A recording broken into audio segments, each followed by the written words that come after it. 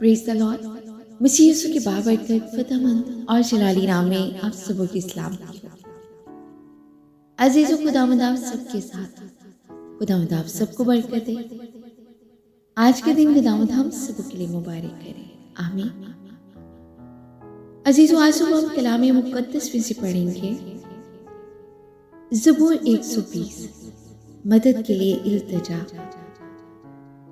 मैंने मुसीबत में खुदावंद से फरियाद की और उसने मुझे जवाब दिया। झूठे होठों और दगाबाज जुबान से आए खुदावंद मेरी जान को छुड़ा। आए दगाबाज जुबान, तुझे क्या दिया जाए और तुझसे और क्या किया जाए। जबरदस्त के तेज तीर झाओं के अंगारों के साथ मुझ पर अफसोस कि मैं मस्त में बसता और केदार के खेमों में रहता हूं। सुलह के दुश्मन के साथ रहते हुए मुझे बड़ी मुद्दत हो गई। मैं तो सुलह दोस्त हूं, पर जब भूलता हूं तो जंग पर अमादा हो जाता हूं। आमीन।